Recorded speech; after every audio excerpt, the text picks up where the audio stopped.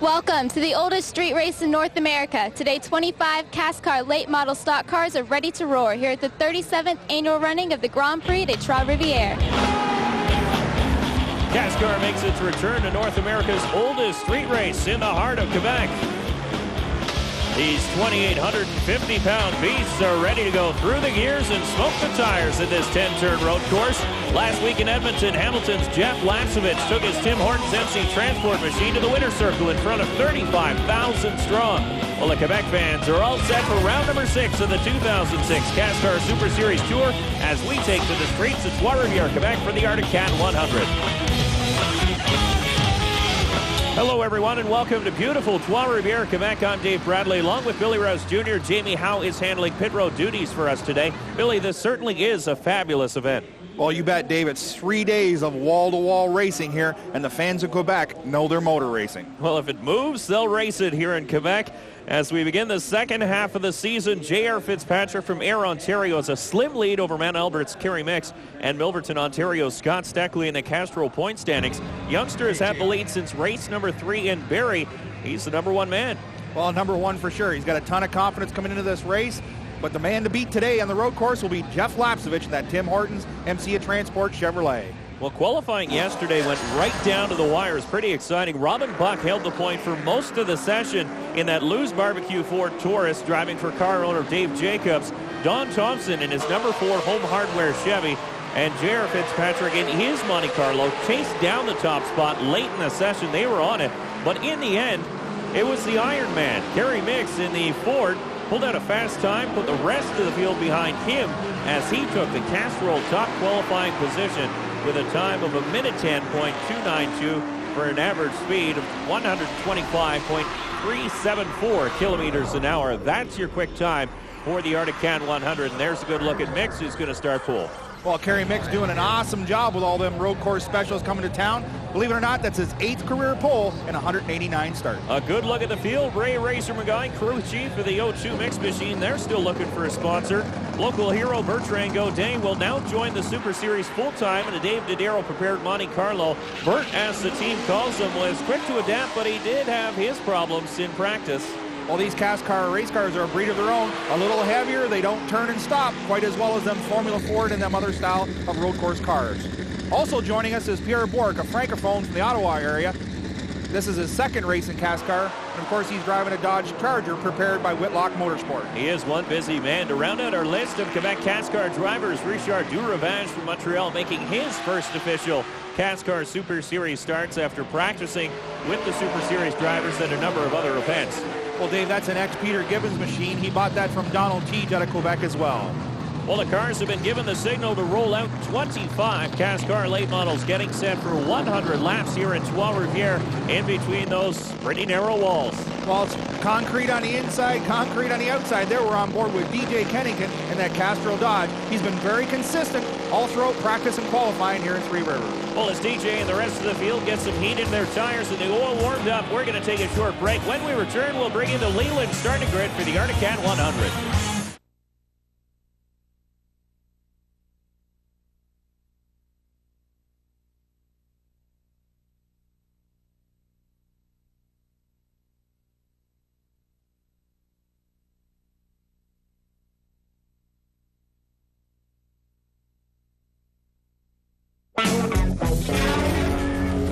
The ArcticCat 100 from Trois-Rivières, Quebec is brought to you by Castrol Syntec. Outperforms all other leading motor oils.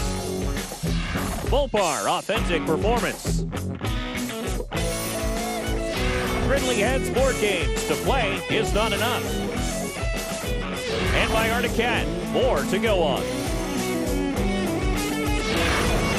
Well, the big CASCAR field here warming up for 42 laps. Now on board with Kerry Mix, the pole sitter in his Ford Taurus. And take a look at all those cars warming up their tires, weaving in and out.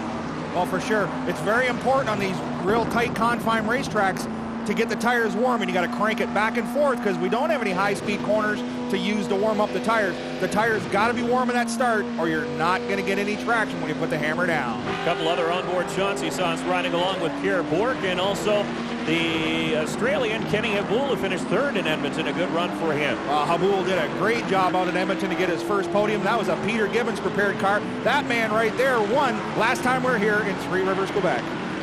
The outside pole sitter is Donnie Thompson Jr. And you can see him tucked in behind the 02 of Kerry Mix. He's also warming up his tires. Take a look at those cars, working those tires, making sure they have some stick as they head down to corner one for the first time. Well, on board with Don Thompson Jr., that's kind of his signature. The left hand out the window, working the steering wheel with the right side, ready to go racing. Now let's take a look at the Leland starting grid. Kerry Mix, the pole sitter, Don Thompson Jr. outside of him. Row number 2 is J.R. Fitzpatrick and Robin Buck, a road course specialist. Ron Beauchamp Jr. and Scott Steckley make up row number 3. Then a look back to row number 4 is DJ Kennington and the winner in Edmonton, Jeff Lapsovich. Row number 5, Mark Dilley in the number 9 Dodge, and Peter Gibbons, the winner last time here in Trois-Rivières. Dave Whitlock in the 39 is in row number 6, along with Mark Miller, the only American in the field. Jason Hathaway, a rookie, along with another rookie, Pierre Bourque in the 29 Dodge. Kenny Habul and Jim Lapsovich make up row number 8 here today. And row number 9, local hero Bertrand Gaudin and Doug Brown, who's having a solid points run this season. Brad Graham and Ron Van Ness make up row number 10. And a look back to row number 11 of Dave Connolly and David Thorndike from Oshawa, Ontario. The 71 of Brian Cathcart and the 12 of Richard Duravage make up row number 12. And rounding out the field, all alone in row number 13 is Kent Noon out of Williamsford in the 09 Pontiac Grand Prix. Well, Dave, we'll take a look at the Logos race analysis here. 25 cars set to take the green on a 2.4 kilometer, 10-turn street course, 42 laps, 100 kilometers. It's a bright and sunny 27 degrees. Not only a bunch of new drivers, we have a newcomer to the CASCAR TV crew. Big welcome to Jamie Howe. Jamie? Thanks, guys. It's great to be here. The big talk down here on pit lane is brakes. Teams were going through their brakes through the short practice and qualifying sessions. So being able to maintain brakes and tires for the 42-lap race is the game plan for everyone. Guys? Well, for sure, talk to some of the teams, and yes, in a 20-lap stint, they were taking the pads right down to the rotors. Most of those guys were the guys that haven't had any CASCAR experience, understand that these are 2,850-pound stock cars, and they need all the brakes they can to stop them. Green flag is up, and we're underway in the ArcticCat 100 here in Trois-Rivières. The CASCAR Super Series thunders down into turn number 1, and we got trouble already. Wow, just as that start was going, I seen Habul down the inside making that really good move. Road course races are used to that, trying to get to the braking zone first, but these 2,800-pound stock cars don't stop. We just talked about that. Very unfortunate. There's some contenders out of this race. And you can see that right front wheel hopping on the Castrol Dodge of DJ Kennington. So obviously something very, very broken in the nose of that car. Now on board with Kenny Habul in the Graces Living Monte Carlo as he trails Jeff Lapsovich in the MC Transport 23 Monte Carlo. All they got that all cleared up was just a local caution. The cars are all back underway, except for I think DJ Kennington's got a broken right front spindle as they all stay single file down through turn 4. Cars all spread out now, single file as you mentioned, Billy, as we take a look at this field, and there is the wheel off on the DJ Kennington Dodge, and that's going to draw the full course caution. Oh, you can see the damage from the onboard camera there. The right front's towed right off. The nose is done. The fender's done. Very unfortunate for DJ Kennington. Not only that, DJ Kennington is done, and that's going to definitely hurt his points chances at a championship here this season. Kennington crawling out of that Dodge. Well, DJ walks around, has a look at the damage, and it's extensive, I'm sure of that. Oh, with the wheel laying on the ground behind the car, you know it's not going to be a quick fix for Kennington, as he had a pretty good starting spot up near the front of the field, but we'll take another look at it. Here's some Opar replay. Well, down the top left-hand side there, you see Habul coming very fast down the inside. Couldn't get it stopped, couldn't get it turned. Used DJ as the bumper. Off into Lapsovich, took out 2 road course contenders. A couple other cars involved there. You saw Miller and the one of Peter Gibbons now on board with Habul. Take a look at this run. Wow. He was just too shallow, couldn't get the car turned or stopped. You got to think at one point he was in there on the brakes thinking, oh boy, I've gone deep. Well, for sure, but give him the credit where credit's due. He's used to driving them open wheel cars where they do fan out 4 and 5 wide and can get into those braking zones quicker. Jamie's down with DJ's crew chief. Dave White early on in the race. What happened out there? I don't know. Just Castle Dodge wasn't too bad today. It was all right qualifying. Guys just going hard in the first lap, you know. It's just this racing stuff happens like this. Everybody's trying to win her on the first lap, but what are you going to do? We'll be back at the next race and try for a podium there. Well, that next race comes at the Oval in Mosport. A good track for DJ Kennington, as there's a pretty good look. The Whalen Engineering safety crew. And here comes the 0-2 of Kerry Mix. Mix is in the pits. That's your pole sitter.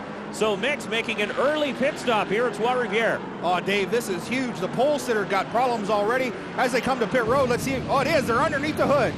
Yeah, this can't be planned, as Mix has had some motor troubles at other tracks this year. They thought they had those engine gremlins figured out.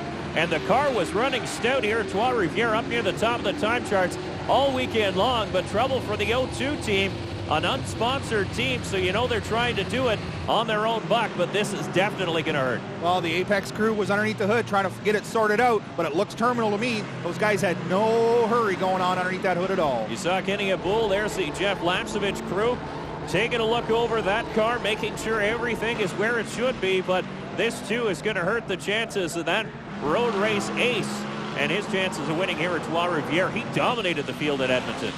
Well, they had wrenches and stuff going underneath there. I'm sure they're just resetting the toe, making sure that everything they could get straight is straight before they go back green. So still under caution. We'll be back with 3 laps down here at Trois-Rivières.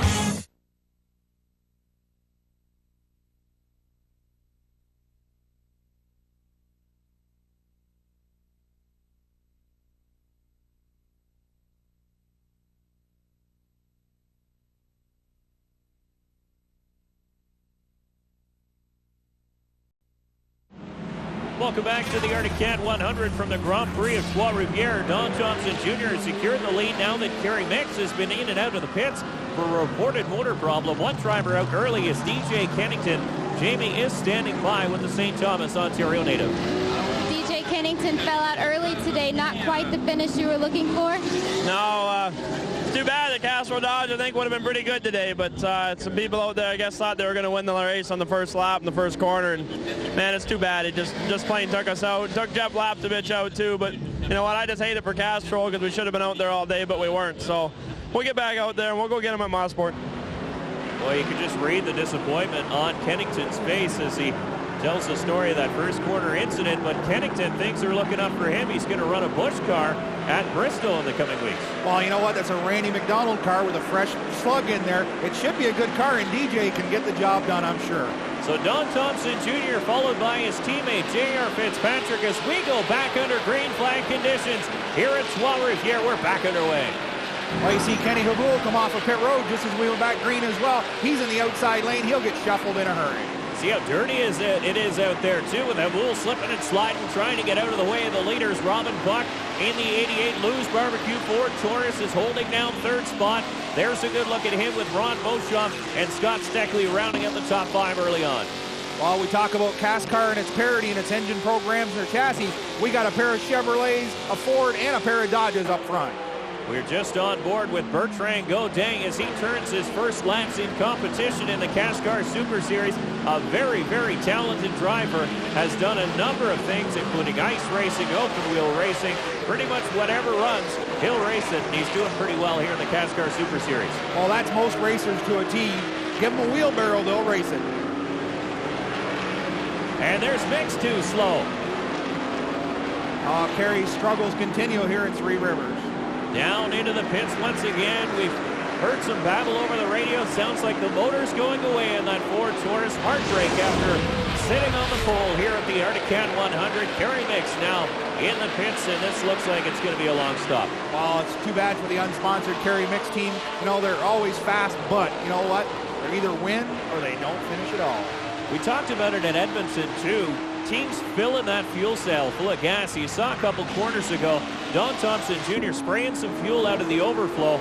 Teams looking to get all the fuel they can, trying to make this on one stop or even no stops. Well, that's just the whole game plan. Get that thing packed as full of fuel as you can so you don't have to come to pit road. This is a real difficult pit road to get on, and you don't want to be there at all because if you got to stop, you're out of contention. Billy, like the Molson Indy in Toronto, which the CASCAR Super Series has run on for a number of years. Here in Trois-Rivières, a street course with walls on both sides. How intimidating is that for new drivers? Well, it really isn't intimidating at all when you're sitting in the race car, but it is very narrow. You take a look, and you can't get 2 and 3 wide. You got to hit your mark every time. You know, and most race tracks, you can miss the apex in a road course and not be in trouble. You miss it here, and there's what happens. Down the escape road. That's Ron Van Ness in the 11th Monte Carlo. Van Ness into the cool-off, and it looks like he is done as he pulls into one of the runoff roads. So Van Ness with trouble early on. There's that gas poking out the overflow of the Home Hardware Chevy. We talked about it earlier.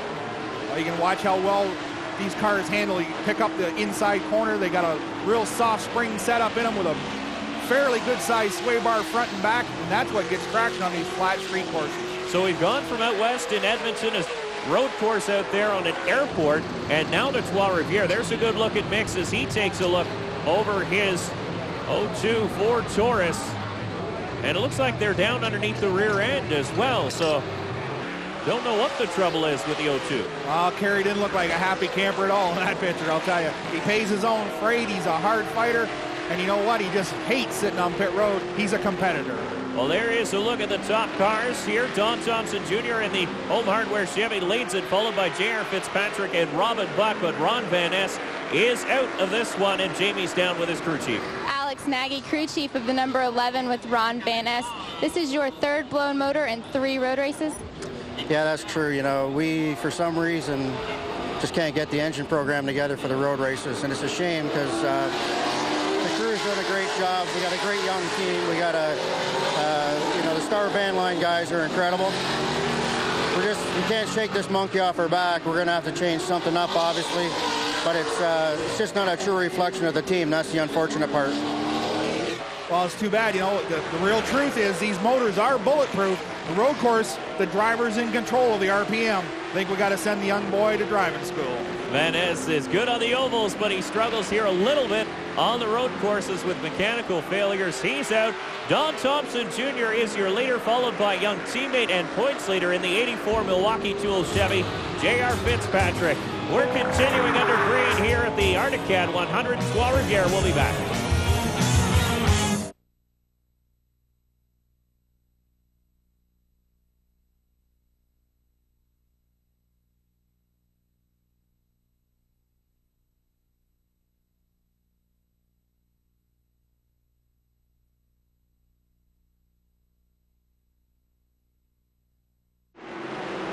Watching the ArcticCat 100 from Trois-Rivières, Quebec. The number 4 machine of Don Thompson Jr. leads his teammate J.R. Fitzpatrick. Well, he's got himself 6 or 7 car lengths back to the young fellow there, but you know what? JR is just smart enough to say, go ahead, Donnie. Oh, the 23 car apparently having more troubles. Well, he was involved in that first corner incident with Kenny Agoul and DJ Kennington. They thought they had it straightened away, but wow, things don't look so straight now. Well, that's been up pretty bad. I'd say Lapswood just had a little encounter with the tire wall someplace. That's Dave Connolly in the 82 following the mirror. He looks like he's had some trouble here today as well. Some body damage on the right rear. Oh, the quarter panels tore completely off the right-hand side of that Maytag Chevrolet. Well, there's a good look at the battle for third. Robin Buck has it, and the Mopar Dodge Charger of Ron Beauchamp Jr. wants it, but they're all chasing the 4 of Don Thompson Jr. and the 84 of J.R. Fitzpatrick. Wow, Ronnie Beauchamp Jr. having a great road course outing here in Three Rivers. 30 laps to go. Take a look at where your favorite driver is running in the Gridley Heads running order across the top of your screen. Don Thompson Jr. now with a commanding lead over his teammate, young J.R. Fitzpatrick. Well, Lapswich I'm not sure how much longer he can drive that car all bent up like that. You can see smoke coming off that left front tire, too. How long's that tire going to last with a bumper oven on it? Well, tires are a little stronger than the fiberglass. What I'm worried about is the air intake for the radiator is way over on the left-hand side. Sooner or later, it's going to start to overheat. It's cool. That left front brake good, though. Brake issues won't be done there because he's not going fast enough. Well, you saw Buck and Beauchamp now within striking distance of each other. Beauchamp right up to the back bumper of the Lou's Barbecue Ford Taurus. James Jacobs must be a happy camper with Robin Buck in that seat. Well, Dave, there with Lapswich to pit road. Yeah, the crew's going to go to work on all that fiberglass. That's the first thing they have to do. They got the saws all out. They got to get the fiberglass out of it and get out of the way. see the 100-mile-an-hour tape. Now the engine is shut off, so this is going to be a lengthy repair. They took a look, and there's a lot of structural damage, I think, under there. Well, all that steam coming out, that means the radiator's toast. I hope they didn't hurt the motor because they're pretty expensive. And Lapsevich just had a new motor put in for the Edmonton road course race, so definitely, you're right. I hope he didn't hurt it. On board with Don Thompson Jr. down turn 3. You see the yellow flag with the red stripes. That means that there's debris on the racetrack. It could be oil, fiberglass, just about anything. Well, it could be from Lapsevich as he went around a number of laps with the nose pushed off that car. And now let's take a look at Don Thompson in his office. Oh, he done a nice job heel and toe down in the corner. See how he uses the engine to brake down so he doesn't use all the brakes in that 2,850-pound Chevrolet. A flashback to 5 years ago. Don Thompson Jr. had this race all but sewn up. Something went south in the Home Hardware Chevy, and Peter Gibbons went by for the win. All Thompson could do was roll to the finish line. Well, Thompson dominated the entire, he led everything but the last corners. You see Billy Burns, his crew chief at the time, all excited. The clutch scattered, leaving him helpless on the racetrack. He had to get pushed home by his owner, John Fitzpatrick. Gibbons, DJ Kennington, and Kerry Mix all went on to pass him, and there's a jubilant Peter Gibbons in victory lane 5 years ago today. But back to the ArcticCat 100 here this year, and a familiar face at the top of it. It is Don Thompson Jr. Hopefully, luck doesn't strike twice. His bad luck, anyway, as Mark Dilley makes a move under team owner Dave Whitlock. All 3 Dodges in a row there. They're all really quick little cars, and Dilley, he wants to get by Steckley and get away from Whitlock. Steckley just trying to keep his nose clean as we go on board with Scott Steckley now.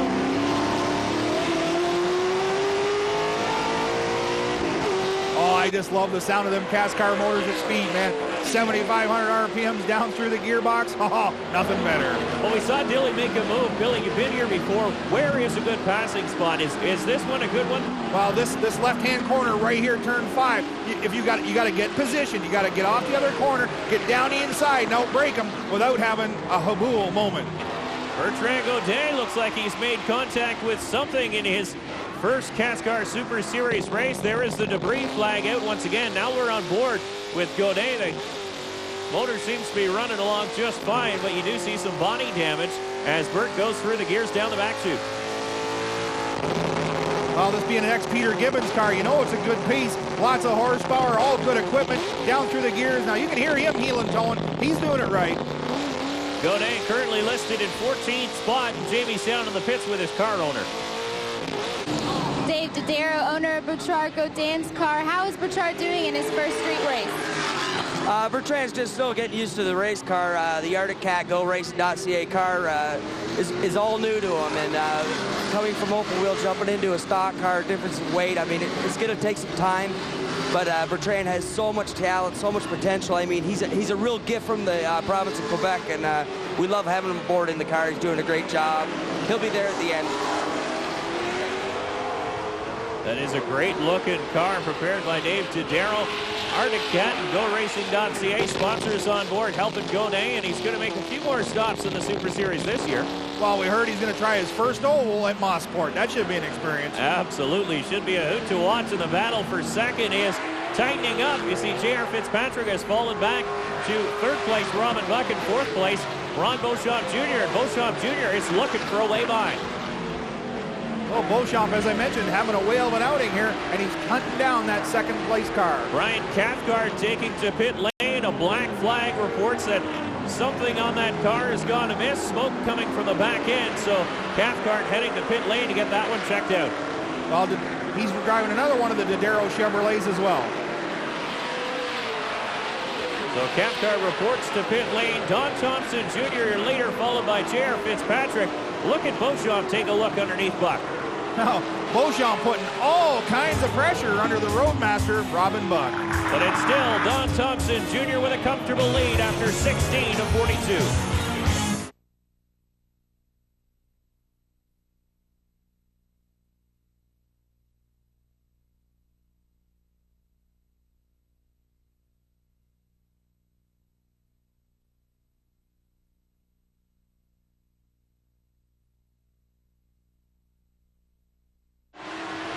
This is round number 6 of the CASCAR Super Series from Trois-Rivières, Quebec. Don Thompson leads the ArcticCat 100, followed by J.R. Fitzpatrick in the 84, and this close battle for third between the 88 of Robin Buck and the 60 Mopar Dodge of Ron Beauchamp Jr. On board with Ronnie there, you can hear that horsepower from Ron Sr. He's taking a look down the inside on the Buckster. Oh, is he in there far enough? This is a good spot. He's on hard on the brakes. He's turning in. He's got Buck pinned on the outside. Awesome move, Ronnie.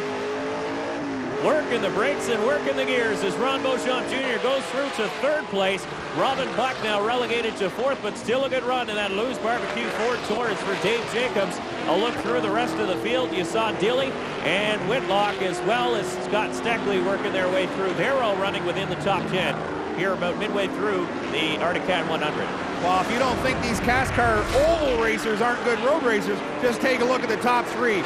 All born and bred on the short tracks in Ontario and Quebec. And here's heartbreak for the Napa Auto Pro Monte Carlo. Doug Brown is on pit road and looks like something's broke there. Well, Brownie's had a good run so far this year. That'll be his first mechanical failure. Something in the motor. We've got word on, and into lap traffic comes your leader, the Home Hardware Chevy of Don Thompson Jr. And these guys are racing in front of him too. Well, there's Dave Connolly pointing to the right side, telling Don Thompson Jr., I'll leave you room on the right-hand side as we go on board with Kenny Abul. He's in tight traffic. He's going to try and go around Connolly as well. J.R. Fitzpatrick pinned in behind him. Well, this may work for Kenny Abul. He went a lap down early on after a first corner incident. Now he's going to follow the leader up through this lap traffic. Connolly, again, trying to give lots of room to the leader. There's J.R. Fitzpatrick. He's marked in second right now as they continue to work lap traffic. Kenny Habul giving JR the move over. I'm giving you the right side. Use it up. There he goes down the inside. There's a good look at the 67 of David Thorndike in there as well. Thorndike from Oshawa making his second road course start. He ran at Mosport as well, doing pretty well to let the leaders go by on the outside here. Well, the Thorndike and the 82 of Dave Connolly, they're fighting for 15th. We got a Mopar replay for you that'll show where all that damage come from in the right rear of Connolly's, what I was talking about earlier. There he is, right up over the right rear of Connolly, and Kent Noon ends up in the tire barrier. Well, the 09 of Kent Noon might as well have been the 01 of the Dukes of Hazzard car. A little bit of fire coming from the 09 of Noon, the rookie from Williamsford, Ontario, as he parks it off the quarter, and Connolly able to continue with some right rear damage. Well, close confines racing, that'll happen. There we take a look at Lapsevich and Gibbons. They're running for 9th position. Mark Miller in the Carhartt Dodge just ahead of him, the only American in the field. Miller, a road course specialist, as well as Gibbons tries to take a look underneath Lapsevich.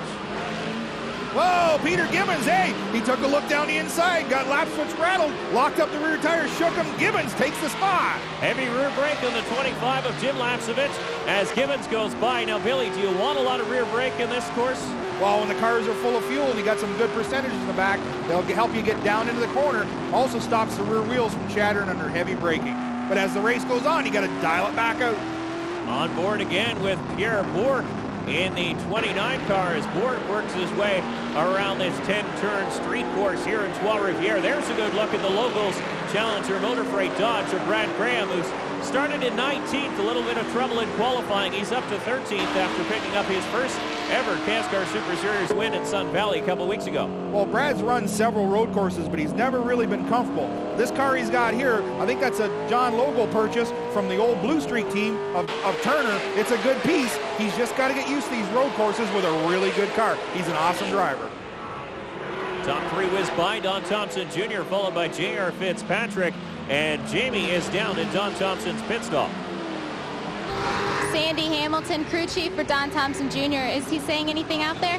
Nah, he's pretty quiet. He's in the zone. He's doing a real good job. Our Home Hardware Chevy, we've been having a bit of tough luck in some of the past races, so we're hoping to come home with a win or definitely a top three. Well, Thompson definitely needs a win. He came into this one fourth in points, which is way behind as far as the Home Hardware Chevy team is considered.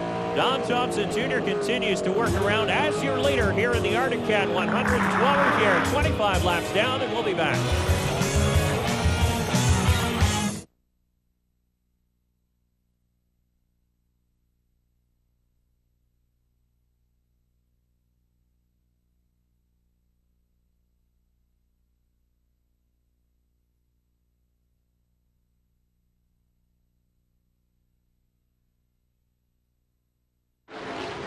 Well, the leaders are working lap 26 as they lap the 12 of Montreal native Richard Dubravage. Don Thompson leads the Home Hardware Chevy, but he is now coming under fire.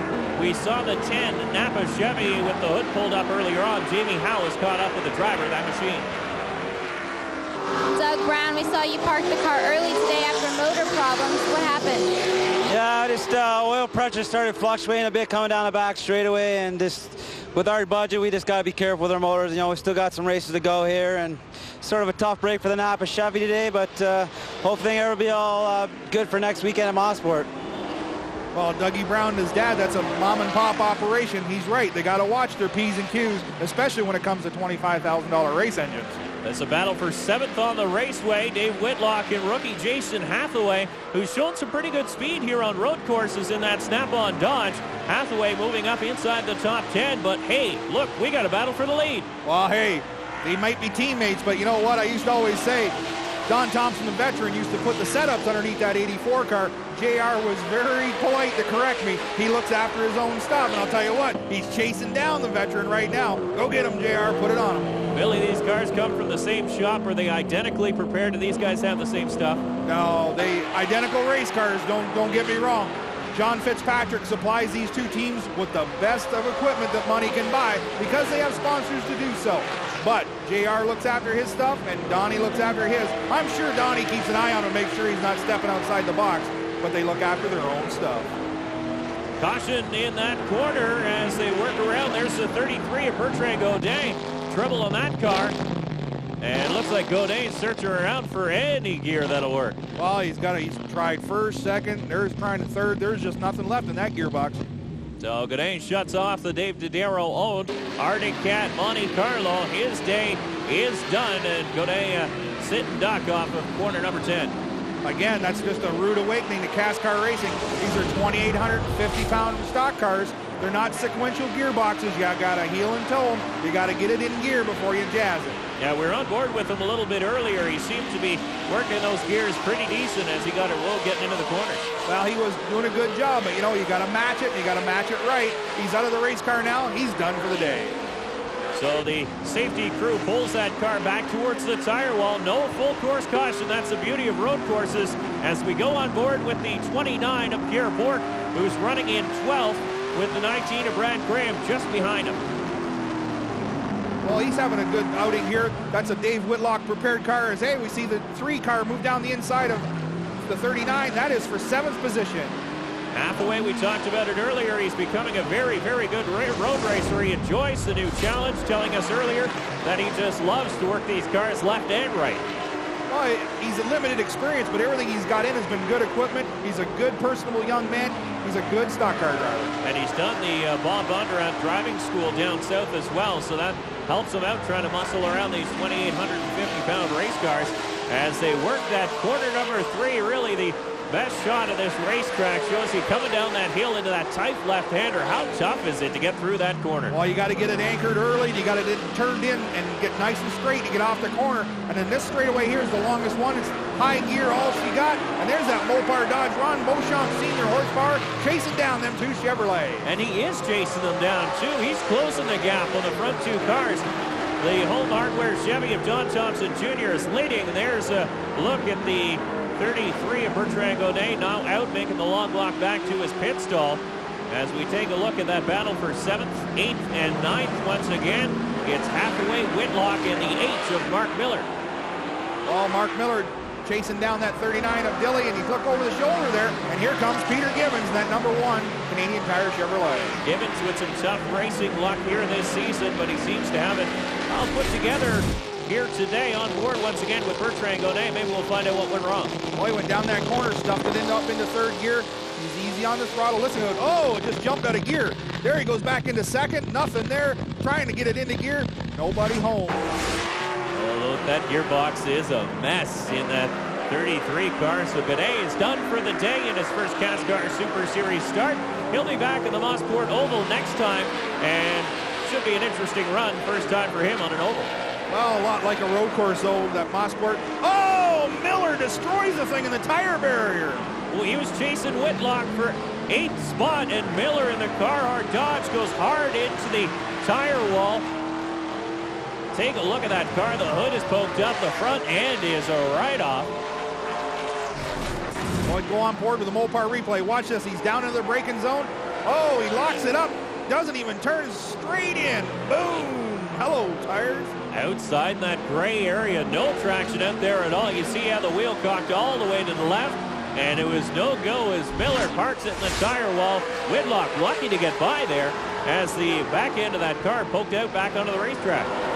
Oh, that's a Dodge prepared out of DJ Kennings's stables there. He's shorting that thing up right to the firewall. And this one turned it into a two-horse show all the way in the front with Don Thompson and J.R. Fitzpatrick leading this one. There's Scott Steckley and the 82 of Dave Connolly. Scott Steckley is up in 5th spot, now on board with him. Oh, we get a good look in the office in that Herb Group Dodge. Steckley up through the gears, easy on the throttle, nice quiet hands, looking good, Scott. Third in points coming into this one, running 5th on the raceway. There's your leader in 2nd, Thompson and Fitzpatrick. We'll be back.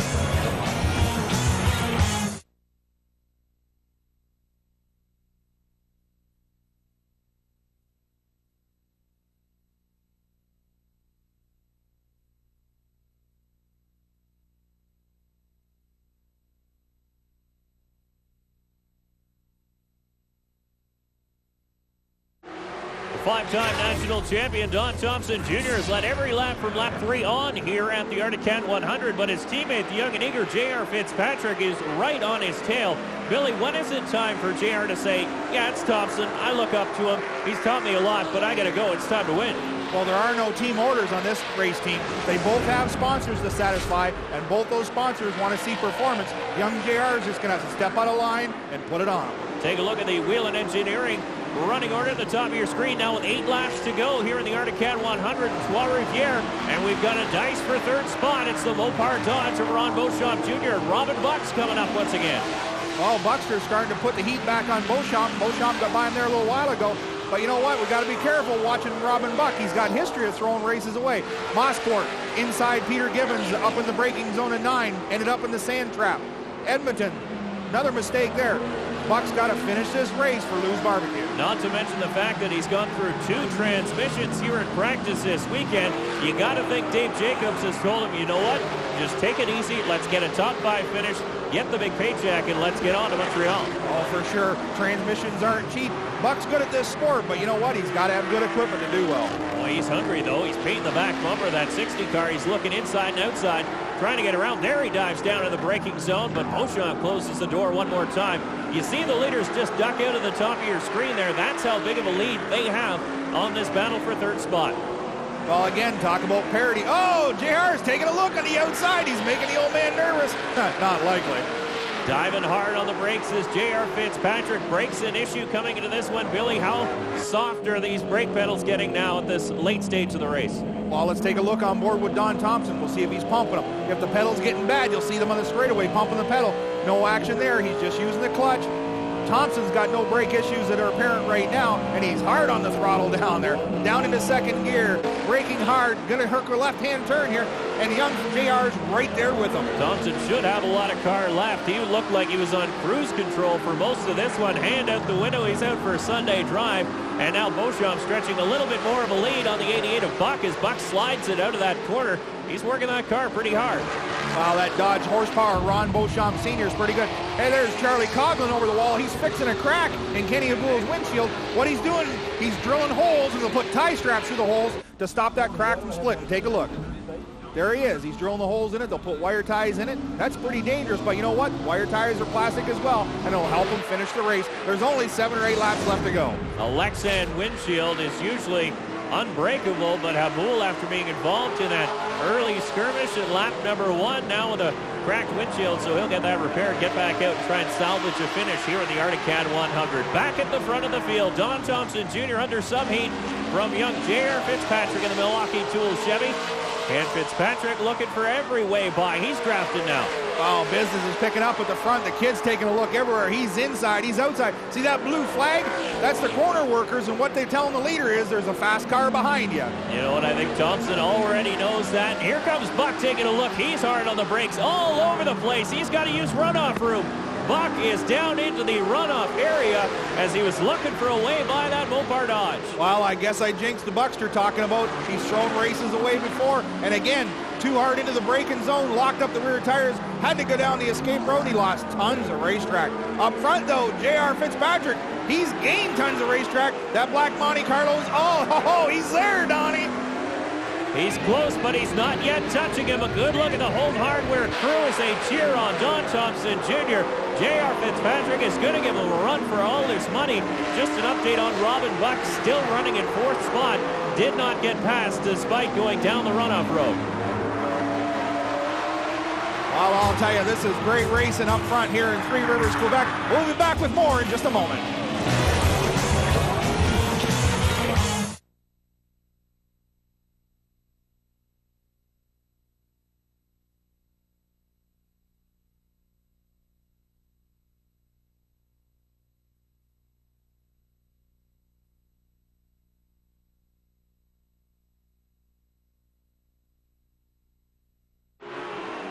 Just a little over 2 laps to go in the ArcticCat 100 here at Three Rivers. The number 4 Home Hardware machine of Don Thompson leads, but the 84 is no slouch, and he's right there.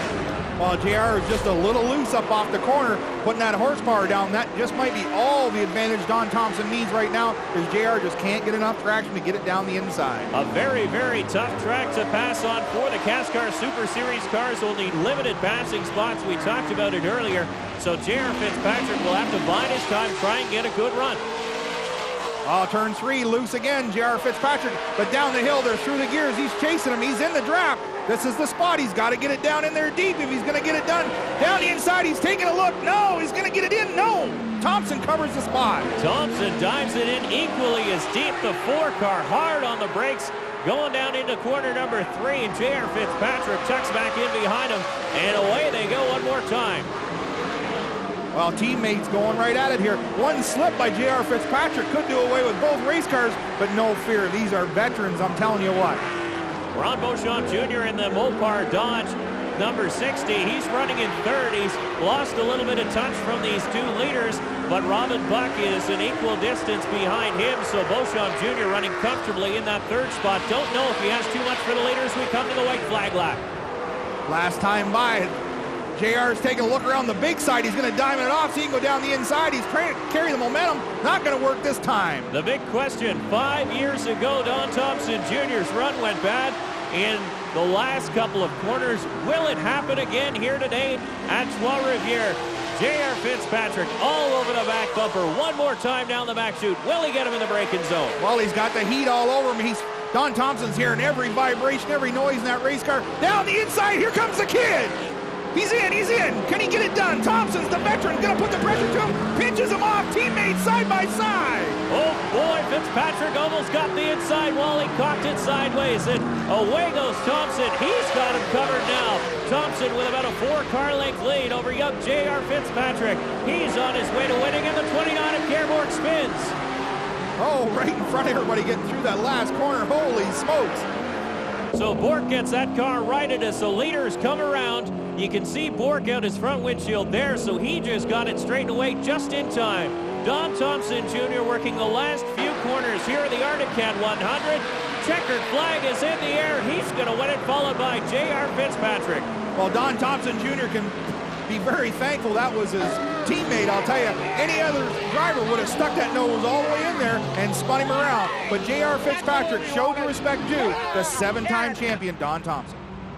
So Don Thompson Jr. takes a win, but you got to think he was seeing flashbacks in his own eyes as Pierre Bourque had spun just in front of the leaders. There's the 3rd place finisher, Ron Beauchamp Jr. now on Bourque with Pierre Bourque. And Billy, take us through the Mopar replay. Well, you got Lapswitch and Gibbons racing for position. They're racing for 9th. Pierre ran them down really easy because they're side by side. He filled the hole. Lapswitch didn't see him, obviously. Chopped down and around he went backwards right in front of the leaders. Just a racing deal as J.R. Fitzpatrick waves to the crowd and takes his spot on the podium. But the big winner today is Don Thompson Jr. in the number 4 Home Hardware Chevy.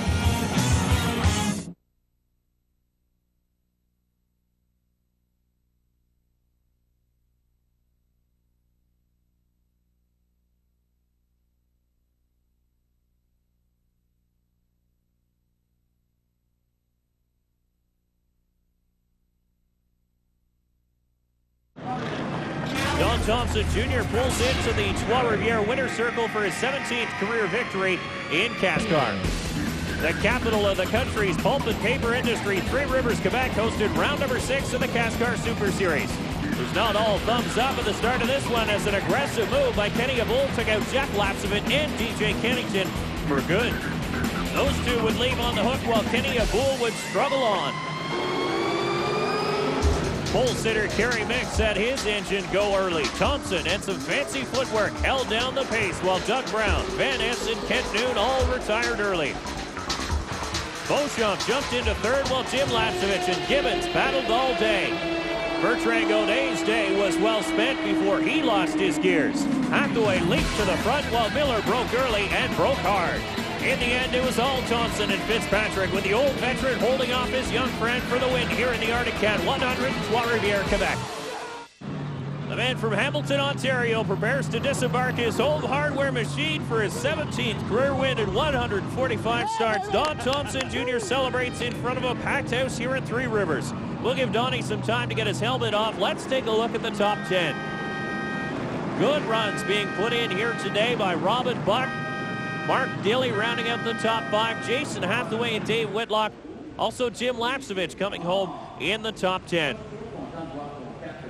Don Thompson Jr. finally out of the car with all his safety gear out. He's talking down with Jamie. Don Thompson, your first one of the season. This track owes you one. How does it feel? Oh, man, it feels great. You know, first of all, I got to dedicate this race to a new crew chief. Man, I'll tell you, it's great having these guys come on board.